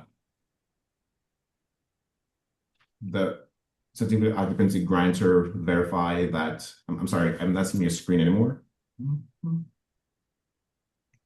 I always prefer not to have people come back if there isn't an absolute need. Present to the ZBA at a public meeting the following information regarding the affordable units. Approval of the local initiative program, local unit application from the fair housing market and residential selection plan. I do not necessarily, and the board can chime in if see fit. Even if this does come back to us, I'm not 100% sure what we would do with it. I think it's a matter of record, and wouldn't this be something that should be presented to the town to say they are in compliance with these provisions, and they have the appropriate marketing plans or selection plan? Because if it does come back to us, what are we actually going to do with it? I think the intention with this condition as it was proposed was to sort of like be a matter of good faith, to say that they've closed the loop, if you will, on their requirements and they've met them. But Attorney Hardy, did you have a different perspective on that condition? I'm my suggestion would be that we file with the board the marketing plan, but not present it at a public hearing. So the board would know that we were in compliance with this requirement, but that we're not taking up the board's time with something that frankly is dictated to us by the Executive Office of Housing and Livable Communities. I would suggest either doing it that way or removing the condition. Thank you. Mr. Sloviter? I believe that we fairly recently, except I cannot remember the property, had a similar situation where an applicant had to come back to us for us to acknowledge that they had complied with something. And I think it may have been the townhouses on Pulpit Hill, but I'm not sure. There was something about affordable housing, and it was a pretty significant non-meeting. So if we can find a mechanism where the applicant can establish compliance without having to go through a scheduled meeting presentation, I think that would be more efficient. What I don't know is, can they do that with the building commissioner, or does it need to be done with the ZBA? And if so, can they write to the chair, who I have more than enough confidence in, can make a blessing and it can be done? So I just don't know that something like this needs to come back to a public hearing. Yeah, and I agree. That is always part of our consideration, is to not have people come back where there is no need.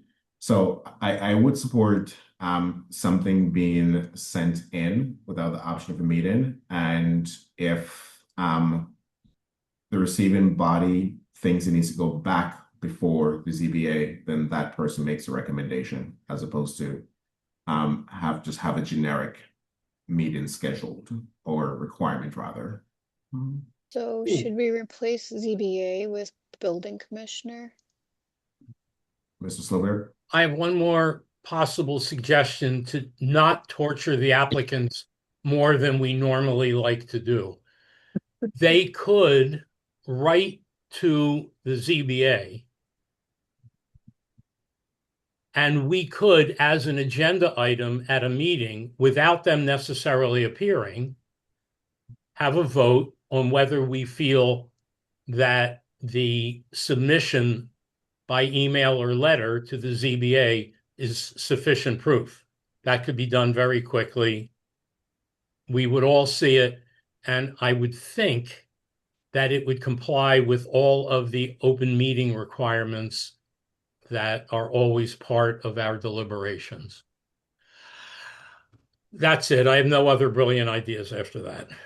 Mr. Meadows? I think what you're talking about is sidestepping our obligations. I think that we're obliged to do the review, not give it to the building inspector, not take a shortcut. We do what we need to do.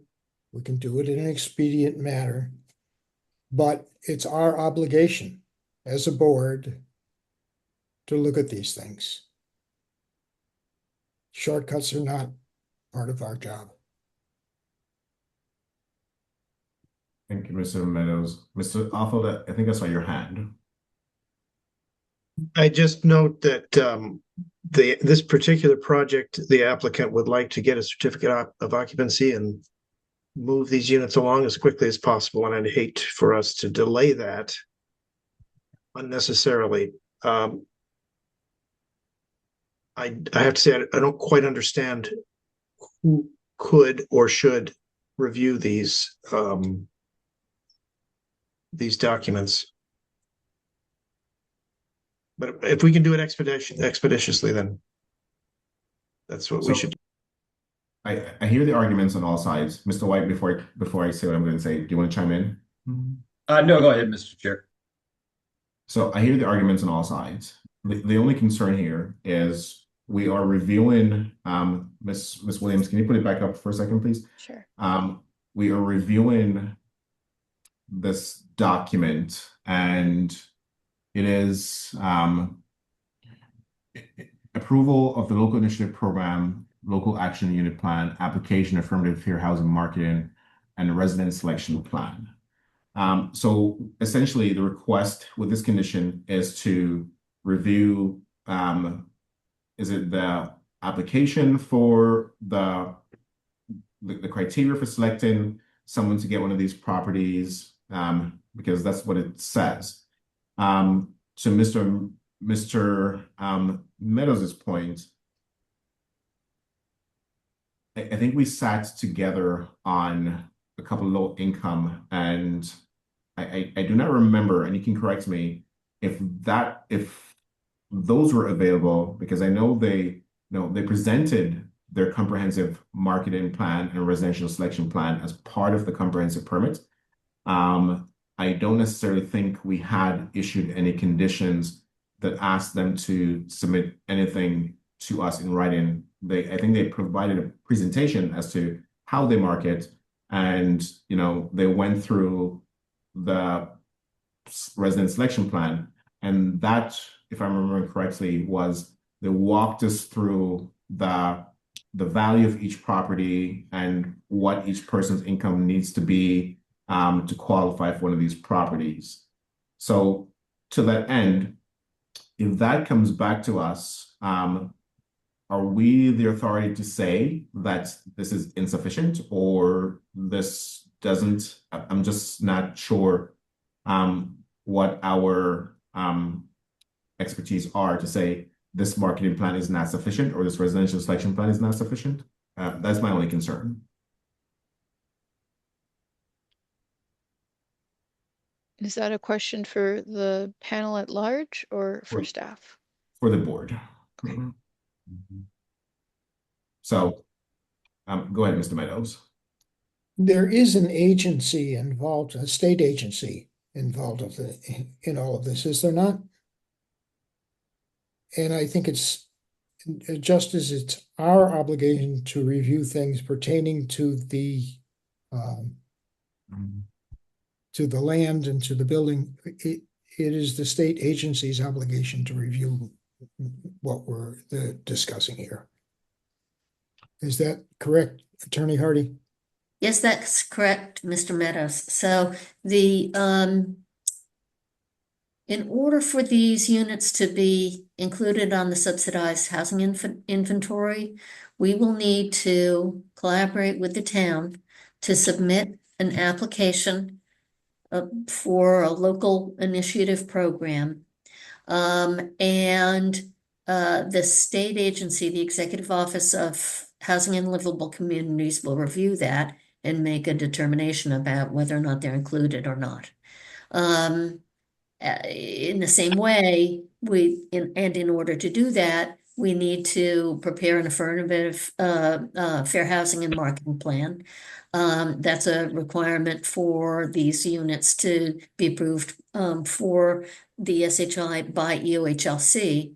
So we can present these items to the board if the board needs them presented in this way, but the board really doesn't have the jurisdiction to change them. We have to satisfy EOHLC. So whatever EOHLC tells us we have to do, we're going to do. So if I may ask a follow-up, Mr. Meadows. So Attorney Hardy, when you do all those things and the state signs off on your plan and those criteria, are you required to provide the state sign off to the town?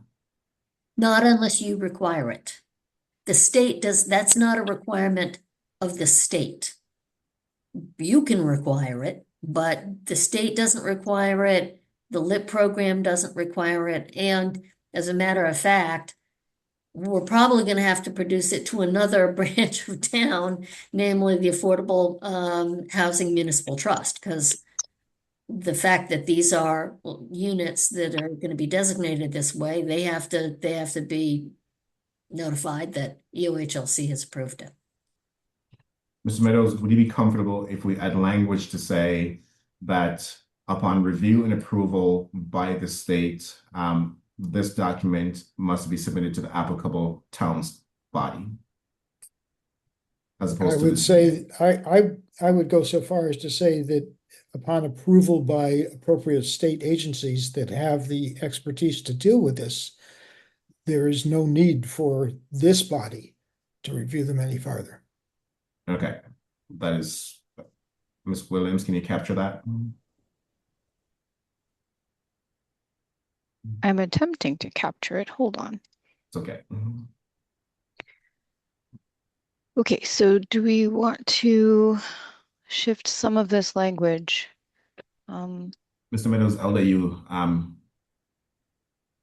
do the language. Thank you. If it were a little larger, I might even be able to see it. Oh dear, hold on. Is that any better? That's much better, thank you. Okay.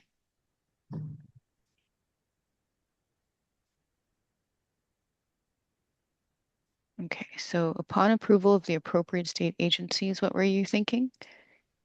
A certificate of occupancy will be granted based upon approval of appropriate state agencies.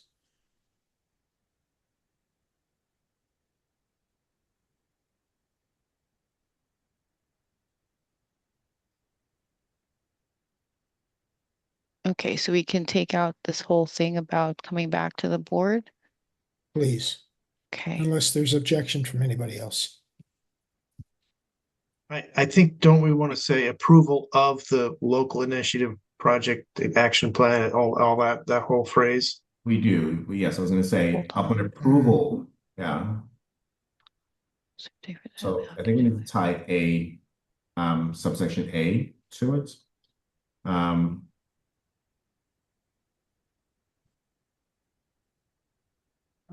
Yeah. Hold on, guys. It's still a little rough. That's One okay. second. You're getting there. Okay. Let me try to straighten this out so everyone can see it.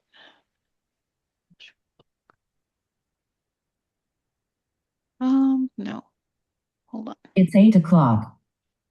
Will be granted upon approval of the following documents. Okay, here we go. My brain is working.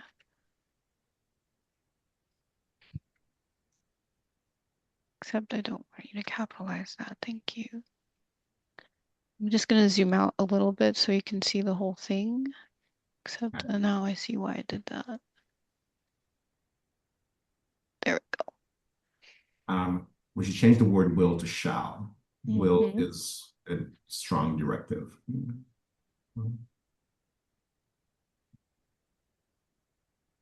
Okay, so the will shall be granted upon approval by the appropriate. I'm going to do one more thing just so it's clear. Okay. Is that better? Yes, and something Very that good. can help. And that's Mr. Sloviter has his hand up. complied with. Mrs. Sloviter? We have missed the traditional 7:30-ish halftime 5-minute break. Oh no, don't drag it out any longer, please. I don't want to drag it out, but it's dragging. Yes.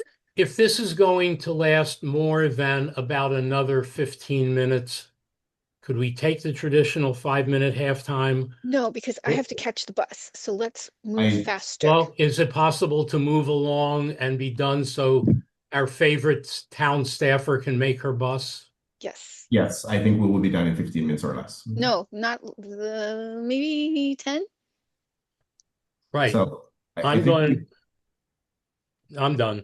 that's okay. Thank you. I think we've made all the corrections to the conditions, and okay. Are there any additional discussion or modifications of the conditions by the board? I see no hands in the affirmative. So now that we've discussed and tailored the conditions, I would entertain a motion that we approve the conditions. Is there such a motion? So moved. It has been moved. Is there a second? Second. It has been moved and second. Is there any discussion? With no discussion, the vote occurs. Mr. Slobodar, Wait a minute. Aye. Mr. White, Aye. Mr. Meadows, Aye. Mr. Offeld, Aye. and the chair votes aye. The findings have been approved. The conditions have been approved.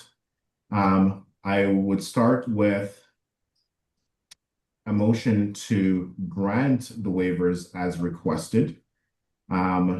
Is there such a motion on the waivers? So moved. It has been moved. Is there a second? Seconded. It has been moved and second. Any discussion? With no discussion, the vote occurs on the motion. Mr. Offeld, Aye. Mr. Meadows, Aye.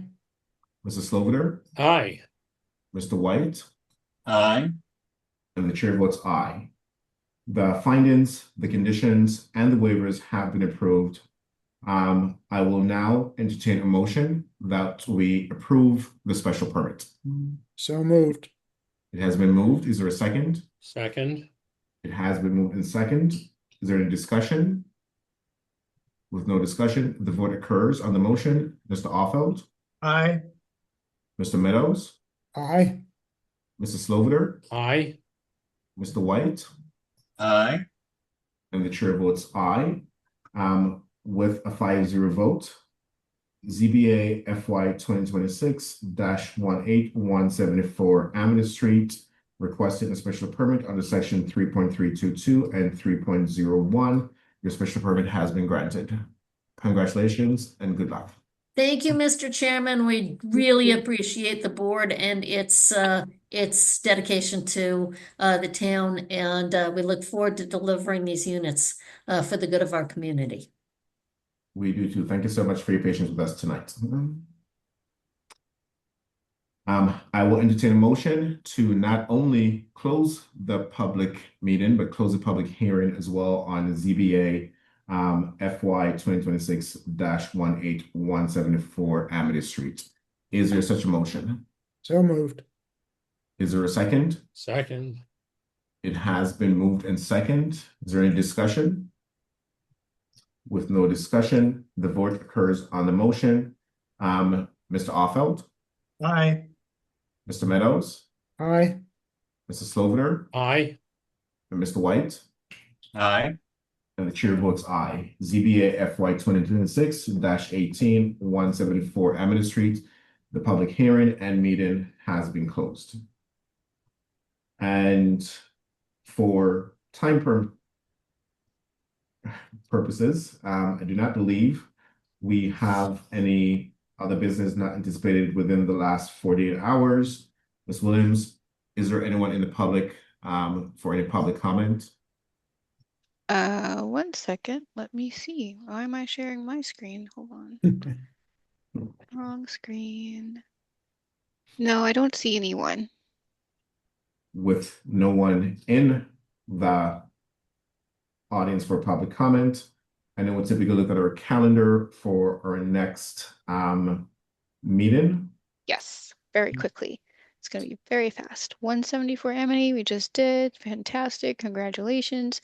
27 Newell Court is an appeal, but this particular meeting on the 25th of June is simply to vote to extend the opening of the public hearing. So we have about 35 days to open the public hearing, but just due to staff availability, because of the 4th of July holiday and such, we won't be able to open the public hearing until July 23rd.